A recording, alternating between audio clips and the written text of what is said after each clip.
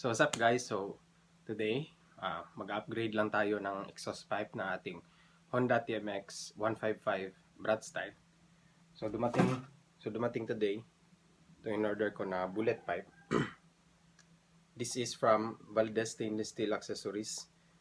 Kung gusto niyo maka-avail nito, lalagay ko lang, contact niyo lang Sir Geoff Valdez. Lalagay ko yung link niya sa baba. May free na siya na silencer. Tapos bumili rin ako nito, ignition holder. Kasi papalitan natin yung DIY lang natin na ignition holder. So, kabit na natin to. Before natin ikabit yung ating bullet pipe is i-wrap muna natin siya ng thermal wrap. Konting tip lang, pag mag-wrap ng thermal wrap, babad muna sa tubig. Ito nakababad na to sa tubig before. Tapos magsuot ng gloves kasi napakakati. Kaya, i-wrap na natin.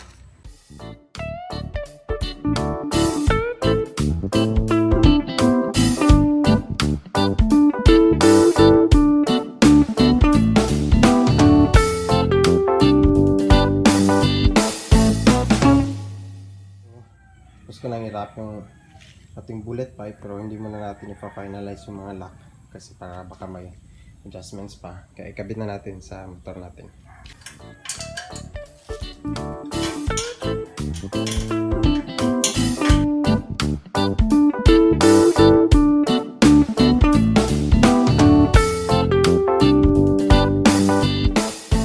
So guys, tapos na natin ikabit yung bullet pipe. Problema, yung holder niya dito ay hindi magkasya.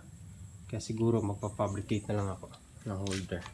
Tapos yung kickstart sumasayad. Kasi wineld lang kasi itong kickstart ko kaya kapalitan ko na lang yan. Tapos next naman is itong ignition holder natin. Originally dito nakalagay, DIY ko lang yan.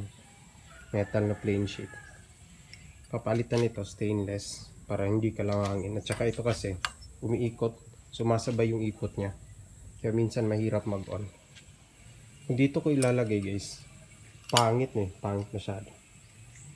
Napakataas. Kaya siguro ililipat ko na lang siya dito. Dito, kabit ko na lang siya dito. Tapos ibobolt ko siya. I-rewire na lang natin yung ignition. So nailipat ko na yung ignition holder natin. Nailipat natin siya sa baba ng tangke. Hindi ko na na-video yung paglipat ko kasi naubusan ako ng memory sa phone. Tapos nakapag-fabricate na rin tayo ng holder.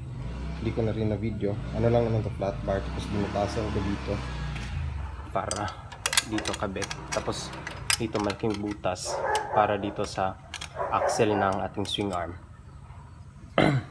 Hindi ko na naayos pagbutas dito kasi wala akong malaking pangbutas. Kaya ginawa ko, binutasan ko na siya ng welding. Pagtsagaan lang natin to. Kabit natin tapos sound check na tayo.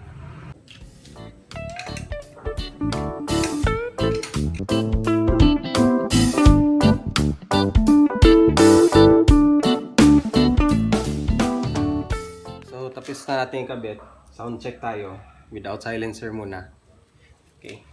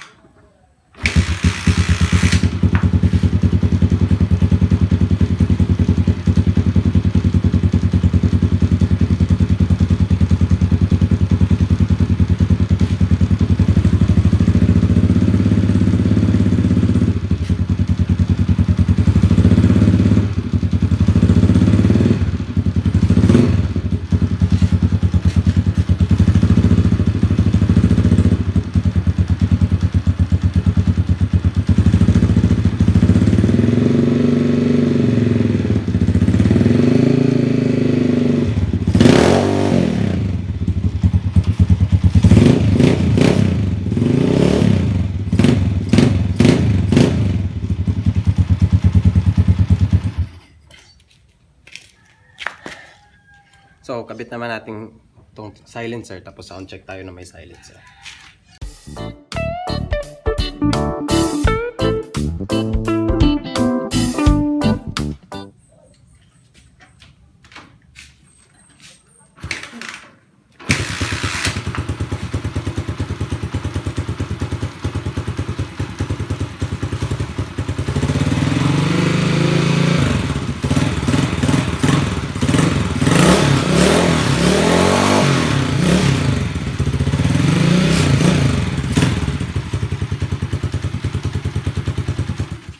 it guys. Ano sa tingin nyo mas maganda? Yung may silencer o wala?